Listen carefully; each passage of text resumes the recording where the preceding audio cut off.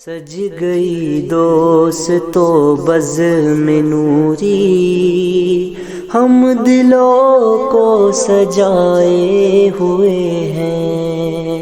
آج موسم آج موسم ہے کتنا سہانا، میرے سرکار آئے ہوئے ہیں۔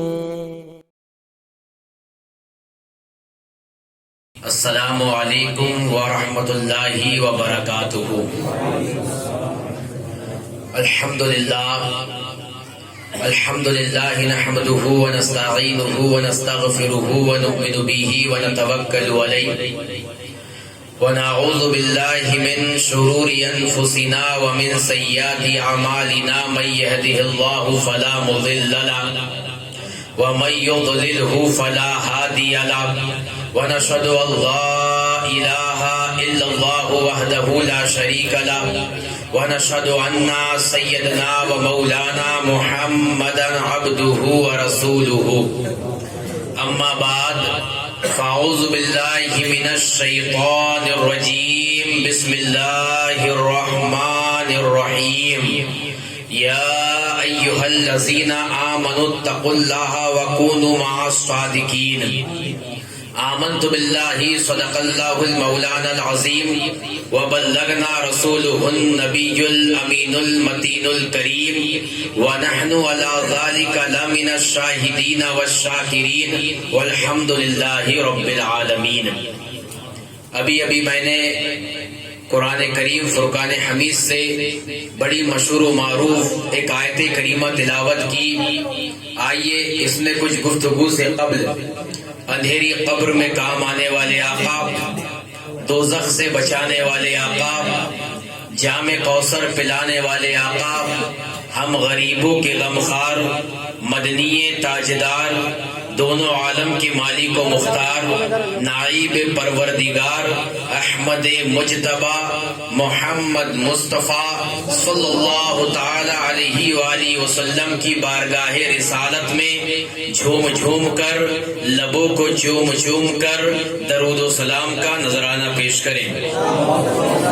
اللہ رب محمد صلی اللہ علیہ وسلم، نحن عباد محمد صلی اللہ علیہ وسلم، صلاۃ و سلام علیکہ سیدی یا رسول اللہ صلی اللہ تعالی علیہ وسلم۔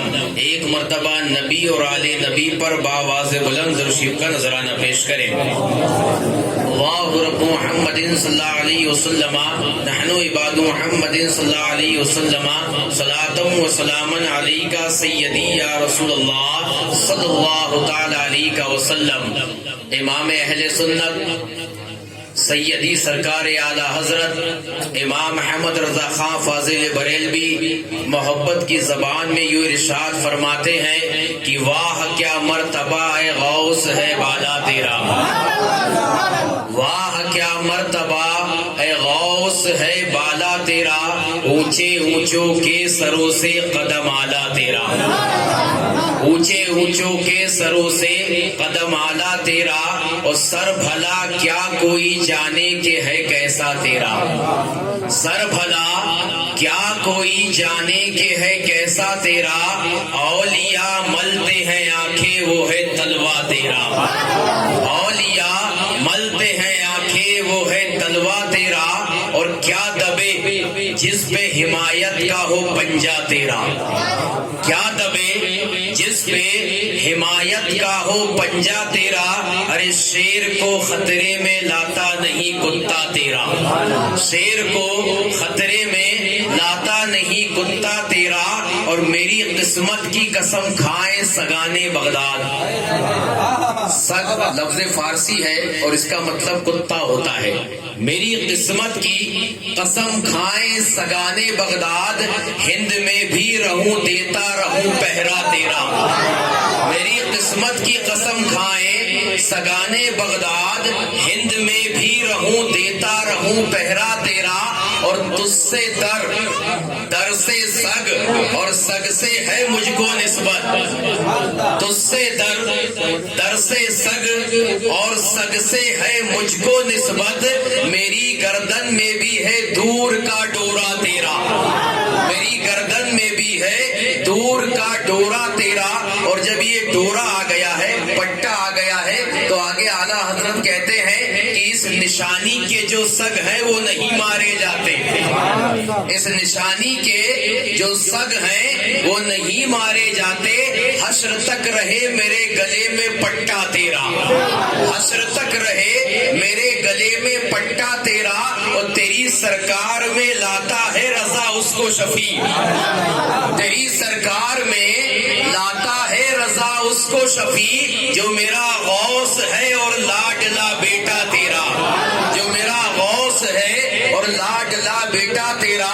محترم سامعین حضرات, آج ہم تمام یہاں پر سرکار غوث اعظم کی محفل سجا کر بیٹھے ہوئے ہیں. لوگ دنیا میں ترقی کہتے ہیں, اگر ترقی ہماری ہو گئی ہے تو ہمارا نصیبہ عروضیت پر ہے. اگر ترقی میں ہمارے پاس مال و دولت آ گئی تو وہ سمجھتا ہے کہ میرا نصیبہ عروج پر آ گیا ہے, میرا مقدر عروج پر آ گیا ہے. اگر کسی کے پاس بڑا بنگلہ ہے, اگر کسی کے پاس بڑی بلڈنگ ہے, تو وہ سمجھتا ہے کہ میرا نصیبہ عروج پر آ گیا ہے, میرا مقدر عروج پر آ گیا ہے. کسی کے پاس اگر بڑی گاڑی آ جائے اور بڑے بڑے بائک آ جائے تو وہ سمجھتا ہے کہ سب سے زیادہ مالدار میں ہوں اور لوگ مجھے دیکھ کر میری تعظیم کریں گے, میرا ادب کریں گے. کیوں؟ کیونکہ رب کائنات نے مجھے نوازا ہے. میرے پاس گاڑی بھی ہے, میرے پاس بنگلہ بھی ہے, میرے پاس دولت بھی ہے, میرے پاس بینک بیلنس بھی ہے. میں اچھا رہتا ہوں, میں اچھا کھاتا ہوں, میں اچھا سوتا ہوں, میرے پاس اچھا لباس ہے. اسی کو انسان نے ترقی سمجھ کے رکھا ہے, اسی کو انسان نے اپنے مقدر کی عروضیت اور اپنے مقدر کی میراث سمجھ کے رکھا ہے. مگر یہ ساری چیز اپنی جگہ ہے.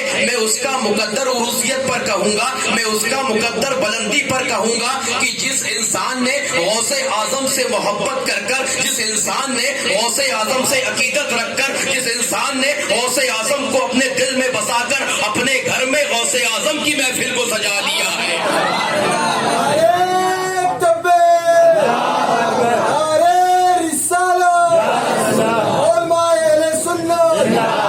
پھر اس کا مقدر عروج پر ہوگا, پھر اس سے زیادہ مال و دولت والا کوئی نہیں ہوگا, پھر اس سے بڑا مرتبے والا کوئی نہیں ہوگا, پھر اس سے بڑا ادب والا کوئی نہیں ہوگا, پھر اس سے بڑا قسمت والا کوئی نہیں ہوگا جس نے غوث اعظم سے نسبت رکھ کر ان کی محفل اپنے گھر میں سجا دی. یہ میں نے تمہید باندھی تھی تاکہ آپ لوگ اور زیادہ بیدار ہو جائیں. اب میں اپنے عنوان کی طرف آتا ہوں. تو صاحب خانہ کے لیے تھا تاکہ یہ سمجھے کہ 11ویں صرف لنگر پکانے کا نام نہیں ہے اور لنگر پکانے سے کھلانے کا نام نہیں ہے. غوث اعظم کی مجلس سجا کر اور پھر لنگر پکاؤ تو بات کچھ اور بنے, بات کچھ اور بنے. جب محفل ہوگی اور ذکر غوث اعظم ہوگا اور پھر جب لنگر غوث اعظم ہوگا تو تاثیر کچھ اور ہوگی. تو رب کائنات قرآن میں ارشاد فرماتا ہے, یا ایھا الذین آمنوا اتقوا اللہ وکونوا مع الصادقین. ترجمہ, اے ایمان والو اللہ سے ڈرو اور سچوں کے ساتھ ہو جاؤ. اے ایمان والو اللہ سے ڈرو اور سچوں کے ساتھ ہو جاؤ. اس آیت کریمہ میں رب کائنات 3 بات کہہ رہا ہے. کتنی بات؟ 3 بات. پہلا خطاب ہو رہا ہے یا ایھا الذین آمنوا, ایمان والوں سے. اے ایمان والو اتقوا اللہ, تقوی اختیار کرو, اللہ سے ڈرو, وکونوا مع الصادقین, اور سچوں کے ساتھ ہو جاؤ. یہ 3 بات ہے. اب یہاں خطاب ایمان والوں سے. اب جو مومن ہوگا تو تقوی والا ہوگا, اور جب وہ مومن ہو گیا, ایمان والا ہو گیا, تقوی والا ہو گیا تو خود سچا ہو گیا.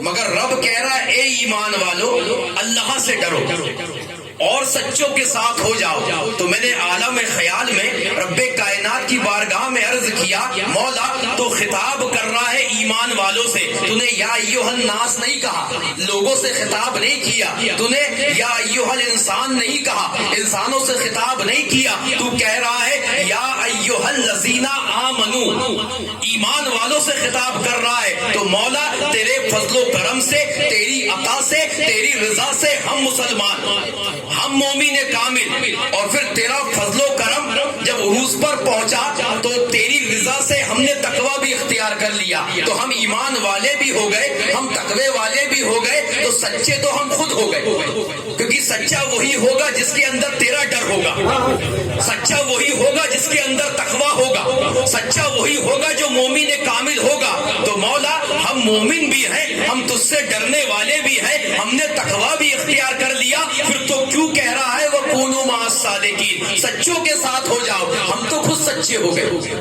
ہم تو خود سچے ہو گئے، ایمان لا لیا، تقوی اختیار کر لیا، ہم سچے ہو گئے ہیں، تو مولا تو کیوں کہہ رہا ہے کہ سچوں کے ساتھ ہو جاؤ؟ تو رب نے عالم خیال میں جواب دیا کہ اے میرے بندے، بے شک تو مومن کامل ہے، تو نے ایمان لے کر آیا ہے، تو نے تقوی بھی اختیار کر لیا ہے، مگر شیطان کو میں نے دنیا میں مسلط کیا ہے اس کی مرضی سے، شیطان کو میں نے بھیجا ہے، اسے طاقت بھی دی ہے، وہ جب چاہے آ جا سکتا ہے، اور وہ راہ صراط پر بہکانے کے لیے بیٹھا ہے۔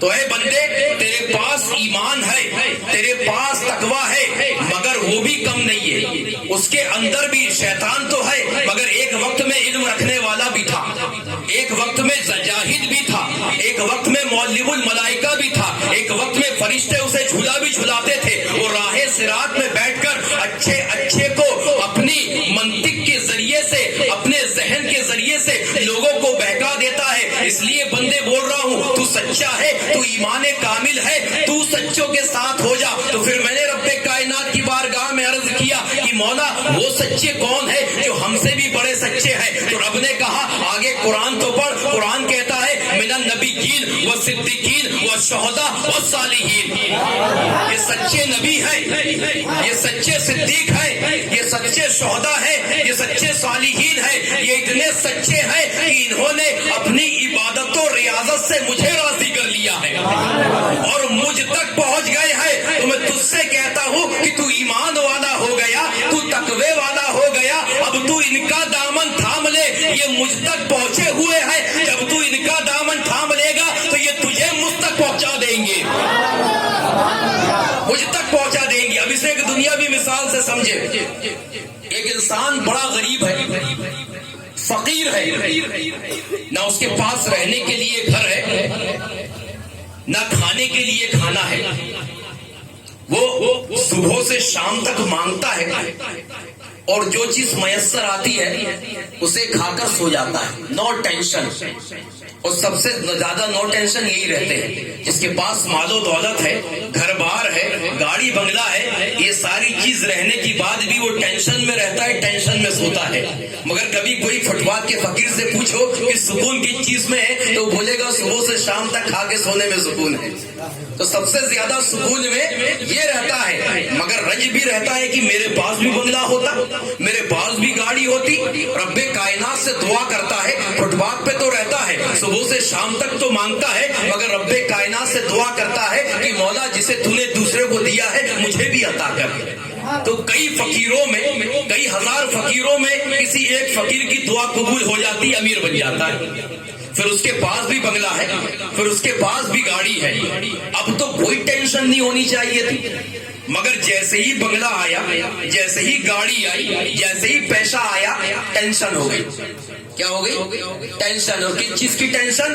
آیا ہے کہیں چلا نہ جائے، آیا ہے کہیں چلا نہ جائے۔ تو وہ کیا کرتا ہے؟ اپنی دولت کو بچانے کے لیے، اپنے فکس ڈپوزٹ کو بچانے کے لیے حربے استعمال کرتا ہے، اور حربے ہمارے پاس دنیا میں بہت ہے، گھر میں تجوری بھی ہے اور اس شہر کے اندر بینک بھی ہے۔ تو بینک والوں سے رابطہ کرتا ہے کہ تم میرے پیسے سیو کر سکتے ہو کہ کوئی میرے گھر سے ڈاکو چرا کے لے کے نہ جائے، کوئی چور آ کے ڈاکہ نہ ڈال دے اور میری مال و دولت لوٹ کے نہ لے کے جائے۔ تو بینک والے اسے وشواس دلاتے ہیں، یقین دلاتے کہ نہیں، جب تم ہمارے پاس پیسہ رکھ دو گے تو یہ سیف ہو جائے گا۔ تو اس نے کیا کیا؟ بینک کا سہارا لیا، وسیلہ لیا۔ توجہ، کیا لیا؟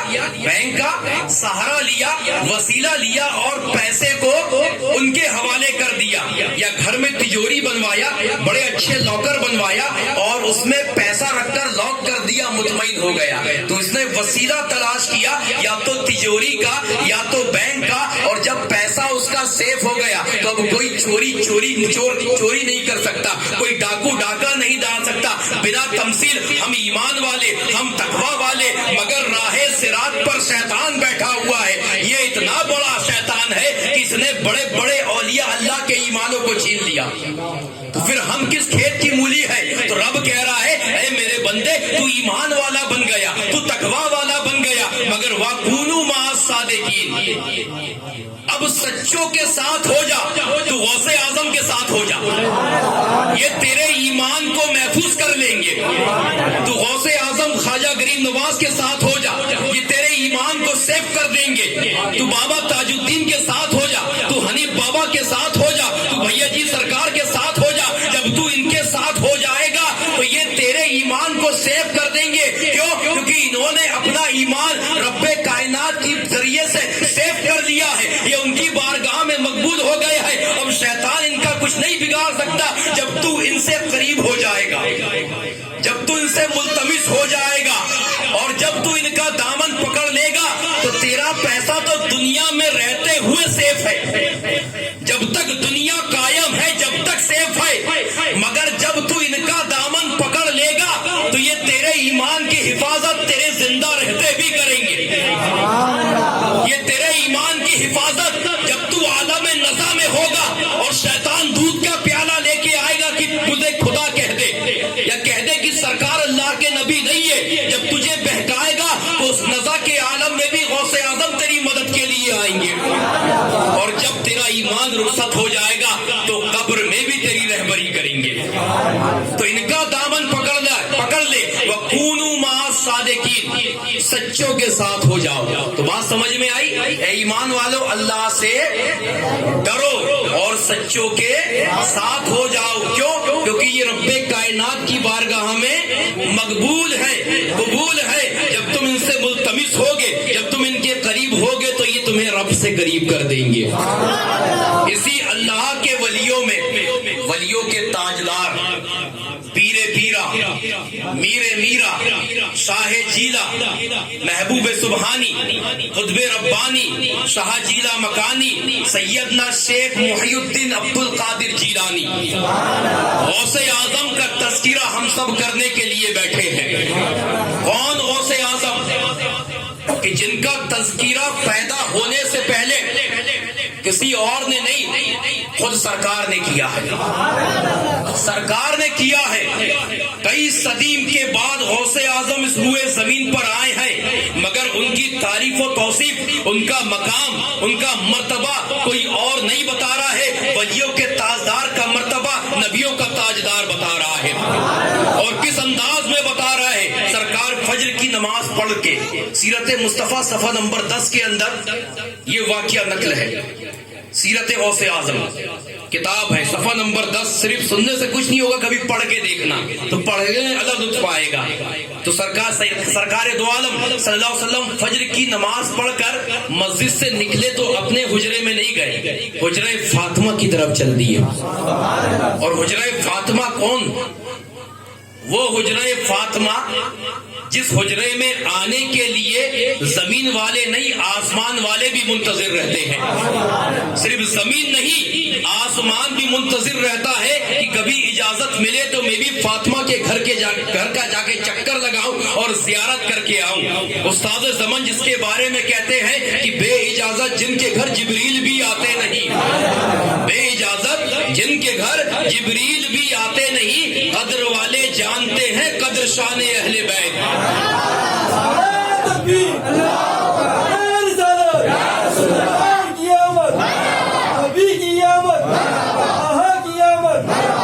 मेरे सरकार फज्र की नमाज पढ़कर अपने हुजरे में जाने के बजाय हुजरे फातिमा की तरफ आने लगे। वो हुजरे फातिमा जहाँ हसनैन करीमैन है, जहाँ हजरत फातिमा ज़हरा रज़ी अल्लाह ताला अन्हा है, जहाँ हजरत अली करमल्लाहु ताला वजहुल करीम है, उस हुजरे आयशा में सरकार दो आलम सल्लल्लाहु अलैहि वसल्लम अपना कदम नाज रखते हैं। और जैसे ही कदम नाज रखते हैं तो सबसे पहले हजरत इमाम हसन को खिलाफे मामूल उठाकर प्यार करने लगते हैं। सरकार का मामूल था कि दिन में कई मर्तबा अपनी बेटी से मिलने के लिए जाया करते थे। اور جب جاتے ہیں تو دنیا کا یہ رواج ہے کہ نانا کو نواسے سے بہت زیادہ پیار ہوتا ہے. اور آپ بھی گھر میں دیکھیں گے تو گھر میں جو بچے ہوتے ہیں یا تو سب سے بڑے سے سب سے زیادہ پیار ہوتا ہے یا سب سے چھوٹے سے سب سے زیادہ پیار ہوتا ہے. مگر اکثر دیکھا گیا ہے کہ گھر میں جو چھوٹا ہوتا ہے وہ پیارا ہوتا ہے. گھر میں اگر جب باپ آتا ہے, چچا آتا ہے, بڑے ابا آتے ہیں, دادا آتے ہیں, نانا آتے ہیں تو سب سے پہلے چھوٹے کو پیار کرتے ہیں. کوئی چیز لائے تو وہ چھوٹے کو دی جاتی ہے. تو سرکار کا بھی یہ معمول تھا کہ جب حضرت فاطمہ کے گھر میں تشریف لے کر آتے تو سب سے پہلے حضرت امام حسین کو اپنی گودی میں اٹھا کے پیار کیا کرتے تھے. اگر کچھ چیز لاتے تو حضرت امام حسین کو دیا کرتے تھے اور فرمایا کرتے تھے کہ اے فاطمہ کبھی امام حسین کو رلانے مت, یہ روتا ہے تو میرے دل کو تکلیف ہوتی ہے. اتنا پیار سرکار کا حضرت امام حسین سے. مگر آج معاملہ کچھ اور ہے. ہمیشہ آتے تھے تو حضرت امام حسین کو گودی میں لے لیتے تھے, گودی میں لے کر پیار کرتے تھے. اس کے بعد حضرت امام حسن کی باری آتی تھی. مگر آج خلاف معمول معاملہ ہو گیا. سرکار نے فجر کی نماز پڑھائی, حجرہ فاطمہ کی طرف آئے اور سب سے پہلے بڑے شہزادے حضرت امام حسن کو اٹھا کر پیار کرنے لگے. اب جب خلاف معمول کام نہ ہو جائے کہ ہمیشہ جس بچے کو پیار کرتے ہو اس کو نہ لے کر دوسرے کو لے لے تو وہ دیکھے گا. تو امام حسین بھی ٹکٹکی لگا کر نانا کو دیکھنے لگے کہ آج نانا کو ہو کیا گیا کہ ہمیشہ مجھے لیتے تھے, ہمیشہ مجھے پیار کرتے تھے, آج معاملہ کیا ہو گیا ہے کہ سب سے پہلے بڑے بھائی کو لے لیا اور پیار کر رہے ہیں. یہ منظر حضرت فاطمہ بھی دیکھ رہی تھی بڑی تعجب میں کہ آج میرے بابا کو کیا ہو گیا ہے کہ ہمیشہ حضرت امام حسین کو پیار کرتے تھے, میرا حسین ٹکٹکی لگا کر دیکھ رہا ہے اور سرکار امام حسن سے پیار کر رہے ہیں. تو وہ غیب دان نبی سب جانتے ہیں, جو مدینے سے ہم کو دیکھتے ہیں, ہماری خبر رکھتے ہیں, کیا قریب کی خبر نہیں رکھیں گے.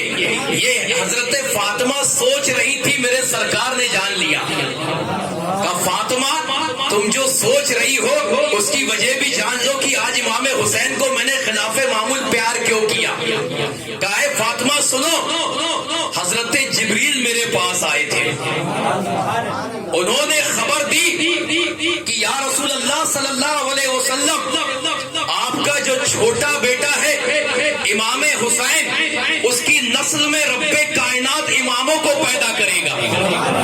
امام حسین کے بعد امام زین العابدین آئیں گے, پھر حضرت امام باقر آئیں گے, پھر امام جعفر صادق آئیں گے, پھر حضرت موسیٰ کاظم آئیں گے, پھر حضرت امام تقی آئیں گے, پھر حضرت امام نقی آئیں گے, پھر حضرت علی رضا آئیں گے. یہ امام قیامت تک آتے رہیں گے. مگر یا رسول اللہ صلی اللہ علیہ وسلم امام حسن کو رب کائنات نے ان کی نسل سے ایک ایسے ولی کو منتخب کیا ہے کہ وہ ولی کا مقام یہ ہے کہ جس طریقے سے نبیوں میں آپ کا مقام ہے کہ آپ تمام نبیوں کے سردار ہیں, ویسے ہی ایک زمانہ آئے گا جو مقام نبیوں میں آپ کا ہے وہ مقام ولیوں میں اس کا ہوگا. اور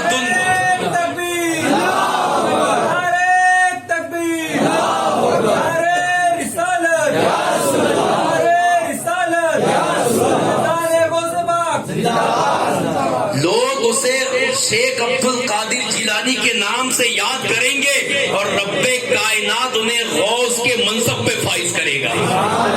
غوث کسے کہتے ہیں؟ 40 ولی میں ایک ابدال ہوتا ہے. کتنے؟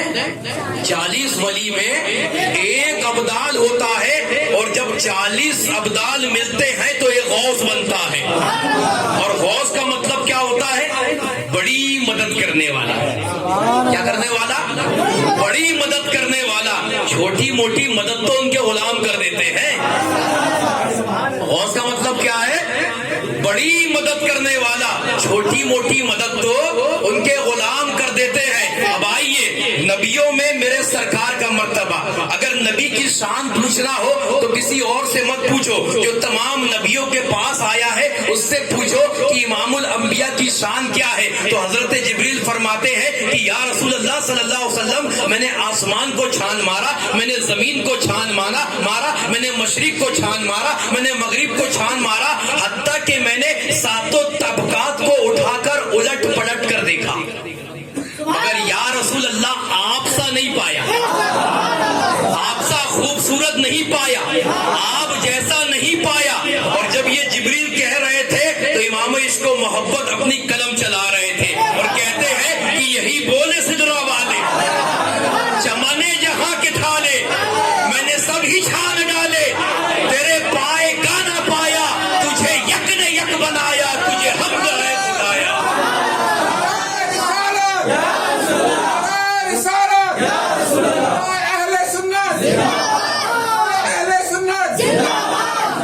اب جب نبی کی شان بیان کرنی ہو تو جبریل سے پوچھو، اور جب غوث اعظم کی شان بیان کرنی ہو تو جیسے جبریل ہر نبی کے پاس آتے گئے ویسے رب نے بھی ایک نبی کو منتخب کیا۔ اب ان کے بارے میں اختلاف ہے کہ نبی ہیں کہ ولی ہیں۔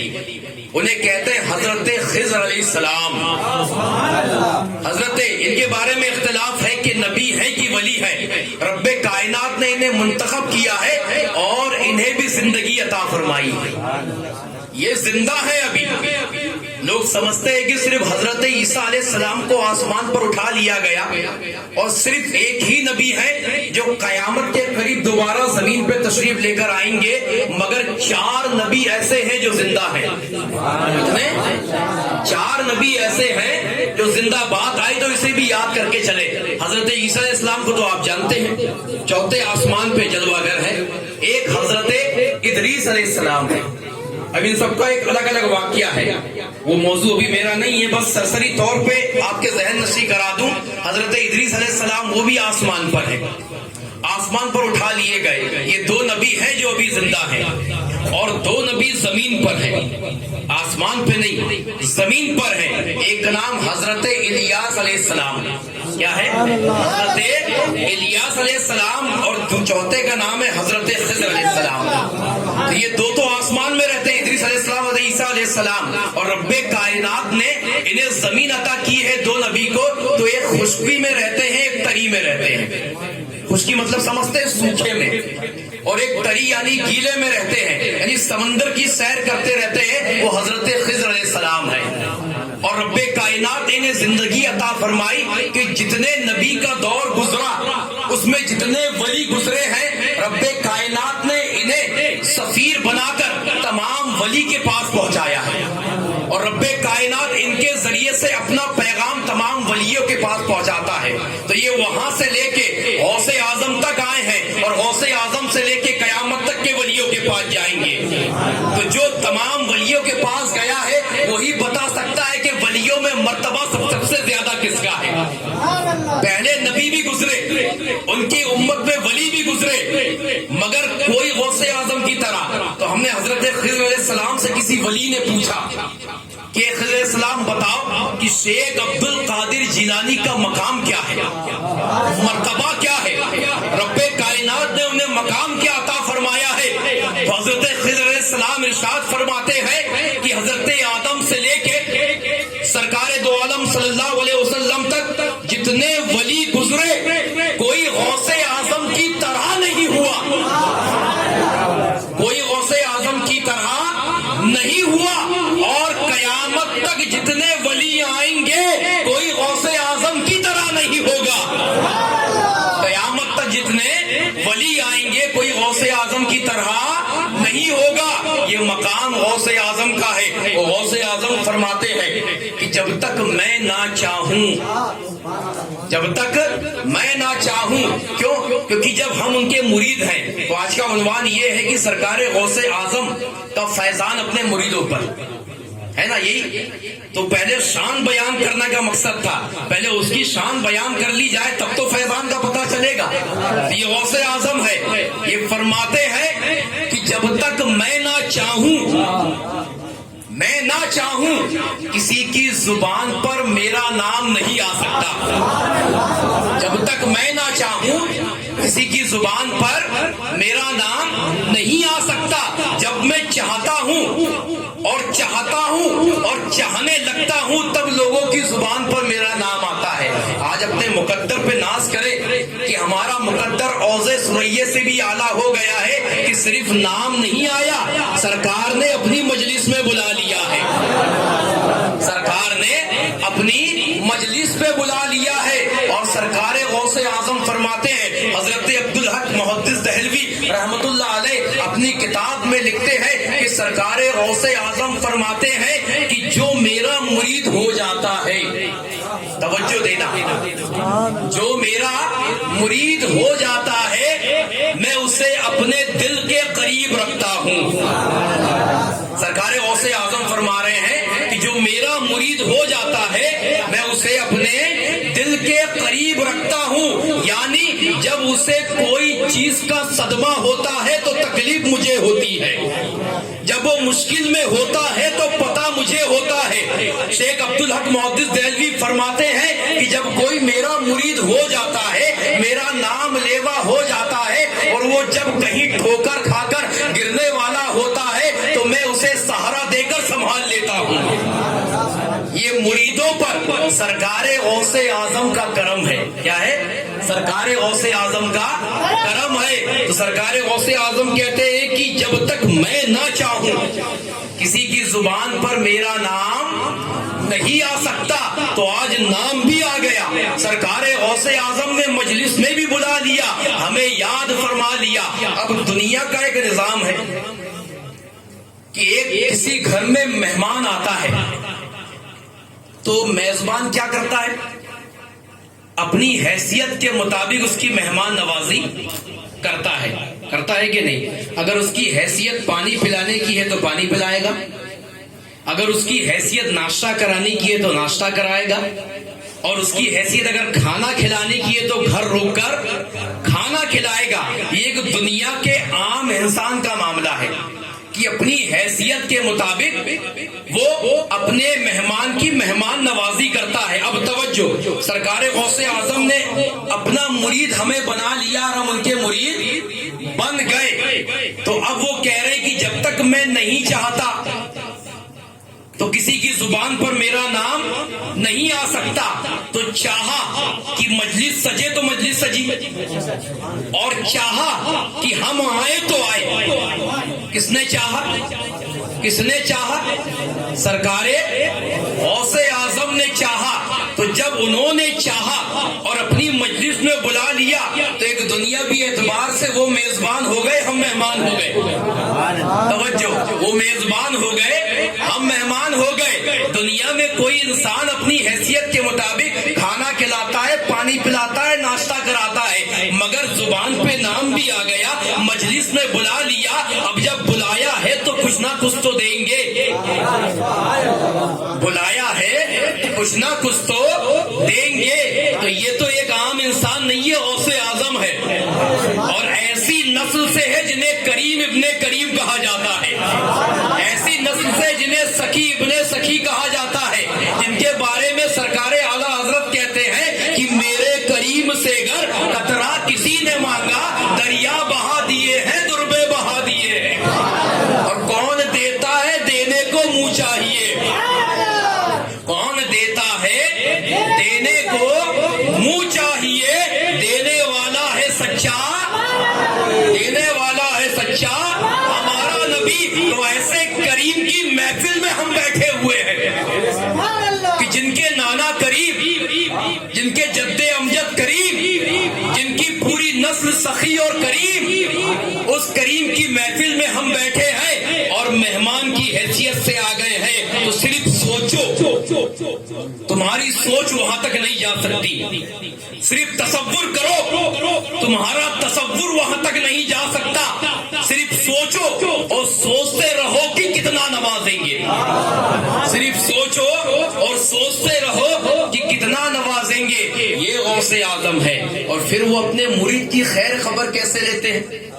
وہ خود فرماتے ہیں کہ اگر میرا مرید اور سچا مرید جو میرا مرید بن گیا ہو، اگر وہ مشرق میں ہو اور میں مغرب میں ہوں، یا وہ مغرب میں ہو میں مشرق میں ہوں، اور وہ مجھے مدد کے لیے پکارے تو میں اس کی مدد کے لیے پہنچتا ہوں، وہ مجھے مدد کے لیے پکارے تو میں اس کی مدد کے لیے پہنچتا ہوں۔ اور سب سے بڑا کرم غوث اعظم نے کیا ہے، یہ کریم ابن کریم ہے، فرماتے ہیں کہ جو میرا مرید ہو جاتا ہے، جو میرا مرید ہو جاتا ہے، اور کسی پیر نے یہ نہیں کہا، پیران پیر کہہ رہے ہیں، وہ کتنا گنہگار سیاکار بدکار ہو، اگر اس کا خاتمہ ایمان پر ہو رہا ہے،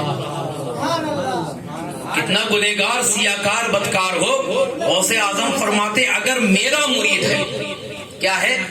میرا مرید ہے تو میں گارنٹی لیتا ہوں کہ جب تک وہ دنیا میں اپنے گناہوں سے توبہ نہ کر لے، جب تک دنیا میں اپنے گناہ سے توبہ نہ کر لے، تب تک رب کائنات اسے موت عطا نہیں فرمائے گا۔ یعنی جو میرا مرید ہو جائے گا وہ دنیا سے بنا توبہ کے نہیں جائے گا، جب توبہ کر لے گا، نیک بندوں میں شامل ہو جائے گا، تب رب کائنات اسے موت عطا فرمائے گا۔ یہ کرم کسی اور نے نہیں، غوث اعظم نے کیا ہے۔ اور پھر غوث اعظم حاجت رضوائی کیسے کرتے ہیں؟ اسی شہر کی مائے ناز شخصیت مفتی انصار احمد صاحب قبلہ، وہ اپنی کتاب غوث الورا کے اندر ایک واقعہ نقل کرتے ہیں کہ مصر کے اندر قاہرے کا ایک علاقہ تھا جس میں ایک شخص رہا کرتا تھا جس کا نام یوسف مصری تھا۔ کیا تھا؟ یوسف مصری، بڑا غریب، تنزستی حال، کھانے کو صبح ہوتا تو شام کو نہیں ہوتا، شام کو ہوتا تو صبح کو نہیں ہوتا، مگر غوث اعظم کا بڑا ماننے والا تھا۔ غوث اعظم رضی اللہ تعالی عنہ کی 11ویں کرتا تھا اپنی حیثیت کے مطابق، غریب تھا، کھانے کو سامان اور کھانے کو کھانا نہیں ہوتا تھا، مگر غوث اعظم سے اتنی محبت تھی کہ ہر سال اگر چنے میسر آتے تو غوث اعظم کی نیاز دلاتا، اگر وہ بھی نہ ہوتے تو پانی سامنے رکھتا اور غوث اعظم کی نیاز دلاتا۔ یہ اس کا معمول تھا۔ میں توجہ چاہوں گا ان سے جو غوث اعظم کی نیاز کرتے ہیں، اس طرف بھی جا رہا ہوں میں اور بتا رہا ہوں کہ مرید پر غوث اعظم کا کیا کرم ہوتا ہے، کیسے وہ نوازتے ہیں، کیسے اپنا فیضان جاری کرتے ہیں۔ دن گزرتے گئے، رب کائنات نے اسے کچھ مال و دولت عطا فرمائی کہ اس کے پاس 2 وقت کے کھانے کے لیے معاملہ ہو گیا، اتنا انتظام ہو گیا کہ وہ 2 وقت کا کھانا کھانے لگا۔ اور پھر جب 2 وقت کا کھانا کھانے لگا تو اس کا معمول کیا ہو گیا؟ 1 وقت کا کھانا کھاتا اور 1 وقت کے کھانے کی رقم غوث اعظم کے نام سے جمع کرتا۔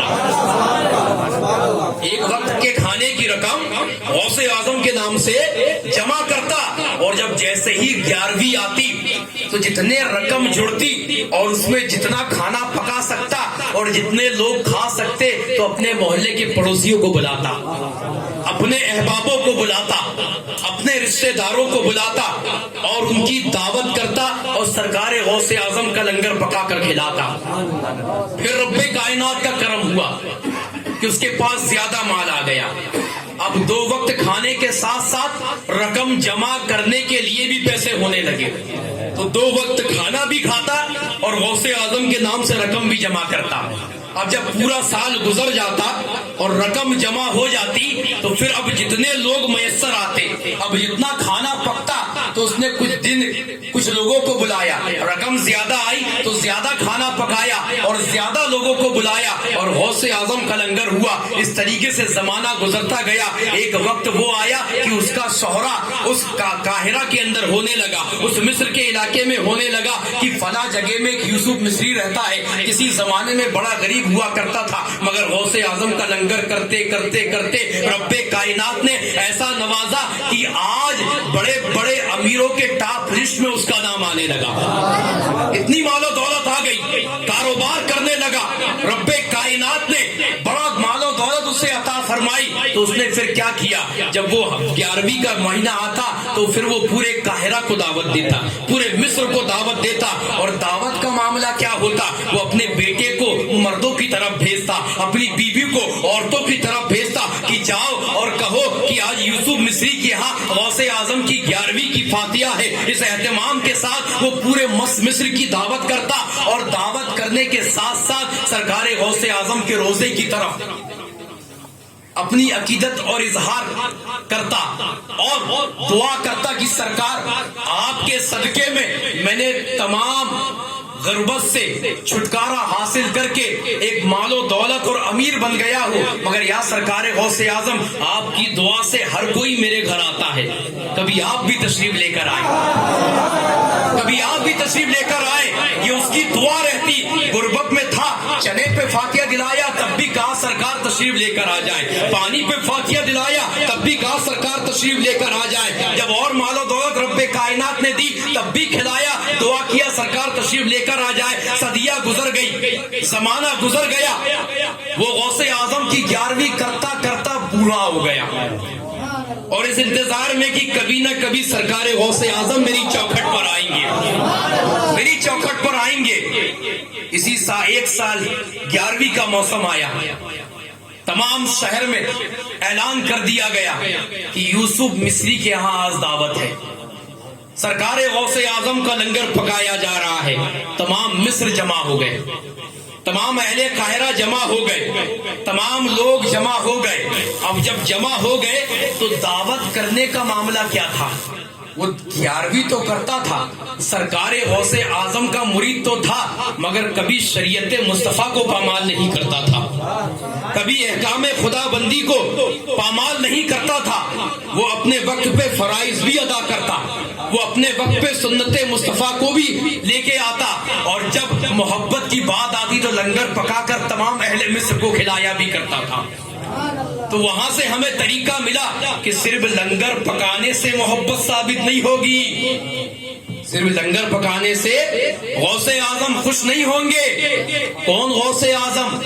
اگر ہم ان کی تاریخ پڑھیں تو وہ غوث اعظم جو جیلان کی سرزمین پر پیدا ہوئے تو مادر زاد ولی بن کر پیدا ہوئے۔ کون غوث اعظم کہ جس وقت میں پیدا ہوئے روزہ رکھا؟ کون غوث اعظم کہ جس وقت میں وہ جیلان کی سرزمین پر پیدا ہوئے رب کائنات نے تمام اہل جیلان کے اندر جس گھر میں بھی بچے دیے، جس گھر میں بھی بچے پیدا ہوئے، تمام کے ہاں لڑکے پیدا ہوئے۔ اور تاریخوں میں آیا ہے کہ غوث اعظم جس صبح کو پیدا ہوئے جیلان کی سرزمین پہ رب کائنات نے 11,000 لڑکوں کو پیدا فرمایا، ہر گھر میں لڑکے پیدا ہوئے تھے۔ کون غوث اعظم جنہوں نے عشاء کے وضو سے 40 سال تک فجر کی نماز پڑھی؟ کون غوث اعظم جنہوں نے 12 سال تک عشاء کی نماز کے بعد صبح فجر تک ایک ختم قرآن کیا؟ کون غوث اعظم رضی اللہ تعالی عنہ کہ جب آپ فجر کی نماز پڑھا لیتے تو اس کے بعد علم فقہ کا درس دیا کرتے تھے؟ کون غوث اعظم جب نماز ظہر پڑھا لیتے تو علم حدیث کا درس دیا کرتے تھے؟ کون غوث اعظم جب نماز عصر پڑھاتے تو سنت مصطفیٰ کی تکمیل کر کر اور سنت مصطفیٰ کی تعلیم دیا کرتے تھے؟ کون غوث اعظم جب مغرب کی نماز پڑھا لیتے تو آنے والے مہمانوں سے ملاقات کر کر ان کا حال چال پوچھا کرتے تھے؟ کون غوث اعظم جب عشاء کا وقت ہوتا اور عشاء کی نماز ختم ہو جاتی تو پھر جامع مسجد کے ممبر پہ بیٹھ کر واعظ و نصیحت کیا کرتے تھے؟ اسی طریقے سے اپنی ساری زندگی غوث اعظم نے گزاری ہے۔ اور آج ہم مرید کیا کرتے ہیں؟ صرف اور صرف لنگر پکا لو، غوث اعظم کے نام پر ہمارا حق ادا ہو گیا، ہماری محبت پوری ہو گئی۔ اسی بنا پر سرکار غوث اعظم کل بروز قیامت ہمیں رب کائنات کی بارگاہ میں بخشوا لیں گے۔ یہی طریقہ ہے، یہی سوچ ہے، یہ ہماری خوش فہمی ہے۔ کیا ہے؟ ہم خوش فہمی میں جی رہے ہیں، کھانا کھلانا افضل ایمان ہے، قرآن بھی کہتا ہے، حدیث بھی کہتی ہے، مگر کھانا اس وقت میں کھلایا جائے جب شریعت مصطفیٰ کی تکمیل ہوتی رہے۔ शरीयत मुस्तफ़ा की तकमील होती रहे, अहकाम खुदा बंदी की तकमील होती रहे, सुन्नत मुस्तफ़ा की तकमील होती रहे। जब इस तरीके से हम गौसे आजम के लंगर को पकाएंगे कि अहकाम खुदा बंदी भी पामाल ना हो, शरीयत मुस्तफ़ा भी पामाल ना हो और सुन्नत मुस्तफ़ा भी पामाल ना हो, तो फिर वो लंगर पकाना और खिलाना उसमें मजा ही कुछ और होगा, उसमें लज्जत ही कुछ और होगी, वो बाबरकत ही कुछ ऐसा होगा और फिर उसमें रब्बे कायनात की इनायत भी नाजिल होगी। अब इस तरीके से करेंगे तो वो यूसुफ मिस्री वो अहकाम खुदाबंदी को भी बजा लाता था, वो सुन्नत मुस्तफ़ा को भी कभी नहीं छोड़ता था और उसकी आरज़ू थी कि मैंने अपने गुर्बत से लेकर मालदार होने तक या गौसे आज़म आपकी नियाज की है, आपसे मोहब्बत की है, आपसे अकीदत की है, कभी तो मेरे घर में तशरीफ लेकर आ जाए, कभी तो अपना दीदार करा दे। तो सदियां गुजर गई, जमाना गुजर गया, वो करता रहा करता रहा करता रहा, एक वक्त आया बूढ़ा हो गया और वो बूढ़ा हुआ और उस बूढ़े के आलम में फिर 11वीं का जमाना आया तो अपने मामूल के मुताबिक उसने अहले मिस्र में दावत लुटवा दी और तमाम अहले मिस्र को अपने घर में बुलाया और जब बुलाया ना तो खिलाने का तरीका भी सुन्नत मुस्तफ़ा के मुताबिक हो, तरीका भी लेते चले कि जब लंगर पकाएं तो किस तरीके से पकाएं और खिलाएं तो किस तरीके से खिलाएं। अब देखो उसका तरीका कि कैसे सुन्नत सरकार दो आलम सल्लल्लाहु अलैहि वसल्लम को बजा ला रहा है। जिस तरफ औरतें बैठी हैं, नौकर चाकर घर पे हैं, मगर सुन्नत मुस्तफ़ा कहती है कि जब तुम अपने घर में मेहमान को बुलाओ तो खुद अहले खाना हाथ धुलाए। तो अहले मिस्र आ रहा है, चाहे तो नौकर चाकर थे वो हाथ धुला सकते थे और लोगों को हाथ धुलाने में बड़ी शर्मिंदगी महसूस होती है, यार मैं इतना बड़ा आदमी हूँ, रईस ज्यादा हूँ मिस्र का, मैं क्यों हाथ धुलाऊं। उसके अंदर सुन्नत मुस्तफ़ा थी, इतना रईस ज्यादा होने के बाद कि जिसका नाम मिस्र में चलता हो, उसने मर्दों को बिठाया, एक तरफ उसका बेटा हाथ धुला रहा है, एक तरफ वो हाथ धुला रहा है और औरतों की तरफ उसकी बीवी हाथ धुला रही है। इसी आलम में हाथ धुलाते धुलाते यूसुफ मिस्री के सीने में दर्द हुआ, उसकी तबीयत बिगड़ गई। उसने कहा, अपने बेटे को बुलाया, अपनी बीवी को बुलाया और कहा कि मेरी तबीयत कुछ अच्छी नहीं लग रही है, ऐसा लगता है कि मेरा वक्त करीब आ गया, ऐसा लगता है कि मेरा वक्त करीब आ गया, मुझे रूम में लेकर चलो। और जब रूम में लेकर चले गए उसे बिस्तर में लिटा दिया गया तो उसकी मोहब्बत देखो, नज़ा के आलम में आ गया, उसे पता चल गया कि मेरी मौत करीब है। तो उसने वसीयत की अपनी बीवी को कि है मेरी बीवी, साबरा रहना, शाकिरा रहना, सब्र करना, ए मेरे बेटे सब्र करना और सुनो, जब मेरा इंतकाल हो जाए तो घर में मेहमान आए हुए, किसी को खबर ना लगे कि यूसुफ मिस्री का इंतकाल हो गया है, वरना लोग मेरे गौस की नियाज को छोड़कर चले जाएंगे, वो गम में डूब जाएंगे कि यूसुफ मिस्री का इंतकाल हो गया है।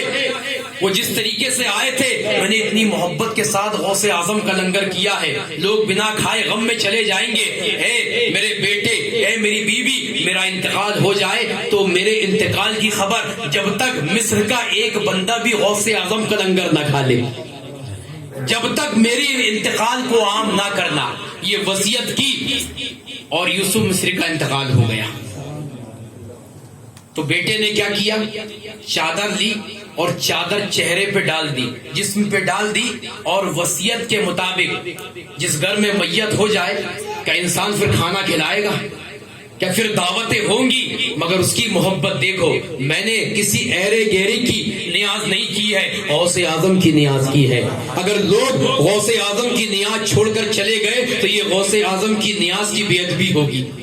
मैं अपना मरना गवारा कर सकता हूँ, मगर गौसे आजम की नियाज की तौहीन हो ये गवारा नहीं कर सकता। तो जब तक एक इंसान मिस्र का लंगर ना खा ले, मेरे इंतकाल की खबर को आम ना करना, तो बेटे और माँ ने इस चीज को अपने जहन में रख लिया और खाना खिलाने लगे।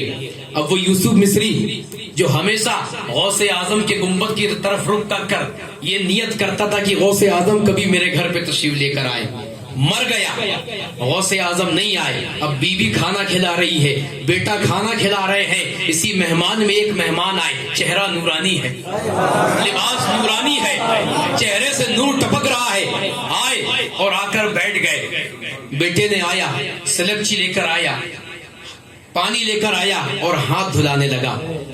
جیسے ہی ہاتھ دھلانے کی کوشش کی، آنے والا کہتا ہے اے بیٹے تمہارے باپ کو بلاؤ، یوسف مصری کو بلاؤ، یوسف مصری کو بلاؤ. کہا اس نے دعوت دیا ہے اسی کے ہاتھ سے ہاتھ دھوؤں گا، اس نے دعوت دیا ہے اسی کے ہاتھ سے کھانا کھاؤں گا.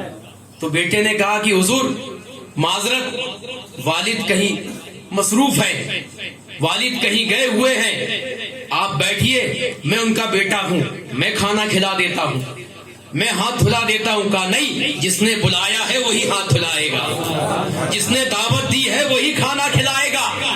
آپ جلال میں آ گئے. کہا نہیں، میں اسی کے ہاتھ سے ہاتھ دھوں گا ورنہ بھوکا چلا جاؤں گا. اب وصیت تھی کہ ایک انسان بھی بھوکا نہیں جانا چاہیے. بیٹا مجبور ہو گیا. کہا حضور جس کے ہاتھ سے آپ ہاتھ دھلانے کا انتظار کر رہے ہیں، جس کے ہاتھ سے آپ کھانے کا انتظار کر رہے ہیں، وہ میرا باپ اس دنیا سے رخصت ہو گیا ہے.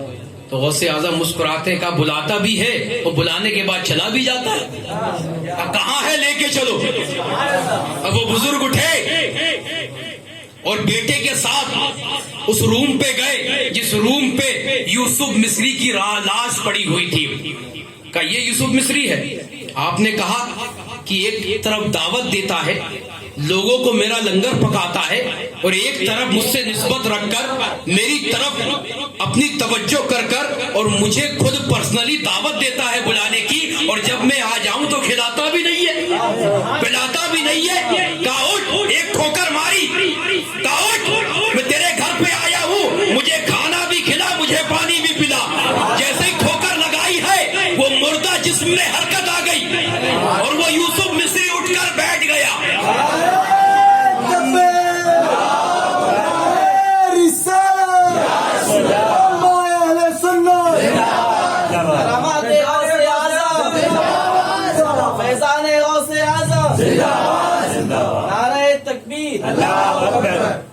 اب جیسے ہی وہ اٹھ کے بیٹھا، بیوی بھی آ گئی، بچہ بھی آ گیا. بڑے تعجب میں کہ آنے والے ہیں کون. وہ یوسف مصری بھی اٹھ کر کھڑا ہو گیا. کہا حضور ٹھوکر مار کر آپ نے مجھے زندہ کر دیا، میرے جسم میں روح واپس آ گئی، آپ ہیں کون، آپ ہیں کون. تو غوث اعظم مسکرائے. کہا صدیوں سے جس کی نیاز کرتا آ رہا ہے، جس کے نام پہ لنگر پکاتا آ رہا ہے، اسے ہی نہیں پہچانتا. ارے میں غوث اعظم ہوں، غوث اعظم شیخ عبد القادر جیلانی. تو نے میری طرف نسبت کو رکھا، میری طرف توجہ کی، میں تجھ سے راضی ہو گیا. پہلے نہیں آتا تھا، آج آیا ہوں تاکہ تجھے ٹھوکر مار کر زندہ کر دوں. جیسے تو پہلے میری نیاز کرتا تھا، آج کے بعد پھر کرتا رہے.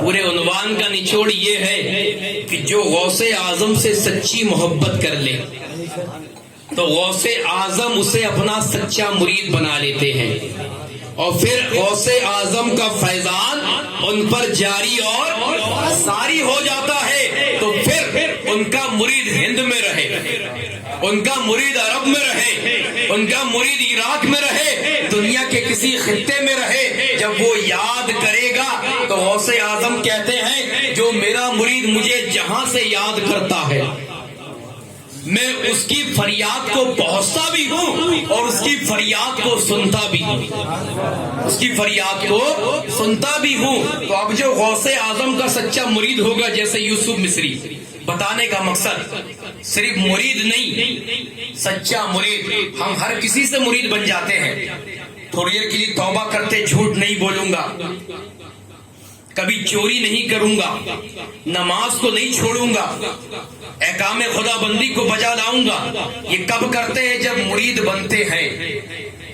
اور جب مرید بن جاتے ہیں تو کیا ہوا؟ شجرہ مل گیا، ہم مرید ہیں صاحب. اب نماز چھوٹنے دو، روزہ چھوٹے چھوٹنے دو، احکام خدا بندی چھوٹے چھوٹنے دو، ہمارا مرید بڑا کامل ہے، وہ ہمیں بخشوا دے گا۔ مگر یہاں پر معاملہ وہ ہے کہ سچا مرید وہی ہوگا کہ جو اپنے پیر سے وعدہ کیا ہے زندگی بھر اس کو نبھائے۔ پیر بھی اسے ہی اپنا سچا مرید کہے گا قیامت کے میدان میں، کہ جو دنیا میں رہ کر جو وعدہ پیر سے کیا تھا وہ اپنے وعدے پہ قائم رہ کر اس دنیا سے گیا ہو۔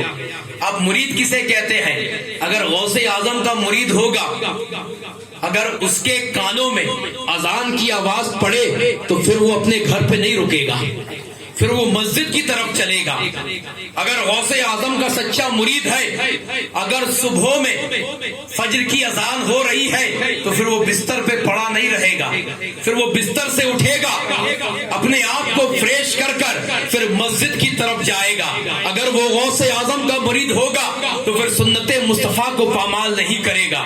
اگر وہ غوث اعظم کا مرید ہوگا تو پھر احکام خدا بندی کو پامال نہیں کرے گا۔ ورنہ دنیا میں مرید بہت ہے، پیر بہت ہے، مگر پیرے پیرا میرے میرا غوث اعظم کے جیسا پیر کوئی نہیں۔ اور جو ان سے محبت رکھ کر، جو ان سے عقیدت رکھ کر ان کا ہو جاتا ہے، اصل میں ہو جاتا ہے، حقیقت میں ہو جاتا ہے، سچائی کے ساتھ ہو جاتا ہے، پھر غوث اعظم کہتے ہیں کہ پھر میں اسے چھوڑتا نہیں ہوں، وہ میرا مرید ہو گیا ہے، میں اسے چھوڑتا نہیں ہوں۔ وہ جب جہاں مجھے پکارے گا میں وہاں آ جاؤں گا۔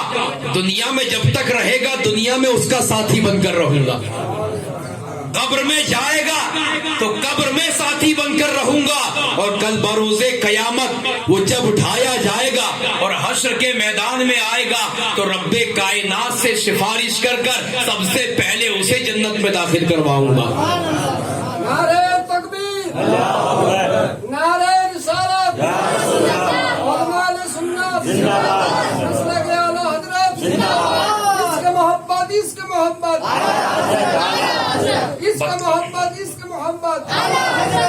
بتانے کا مقصد یہ ہے کہ ایسے سچے مرید غوث اعظم کے بن جاؤ کہ ان کا فیضان قیامت تک ہم پہ جاری اور ساری رہے، ان کی فریاد، ان کی مدد قیامت تک ہم پر پہنچتی رہے، اور وہ ہم پر قیامت تک کرم فرماتے رہے۔ اس طریقے سے غوث اعظم کے مرید بن کر دکھاؤ۔ صرف نام سے کچھ نہیں ہوگا، صرف کام سے کچھ نہیں ہوگا، صرف غوث اعظم کے ٹھپا لگانے سے کچھ نہیں ہوگا کہ میں مرید ہوں ٹھپا لگا لیا۔ ویسے حج کر کے بھی ہزاروں لوگ آتے ہیں، مگر گارنٹی نہیں کہ حج قبول ہو جائے گا۔ سب کا ساتھ اپنا وکاس۔ ہاں، سب کا ساتھ اپنا وکاس، واہ، سب کا ساتھ اپنا وکاس۔ تو ساتھ بھی اس وقت ہوگا جب محبت ساتھ ہوگی، جب آپس میں ساتھی ہوگی، جب آپس میں اتفاق ہوگا، تب نہ محبت ہوگی، تب نہ وکاس ہوگا۔ اگر آپس میں اختلاف کر لیں گے تو پھر کیا ہوگا؟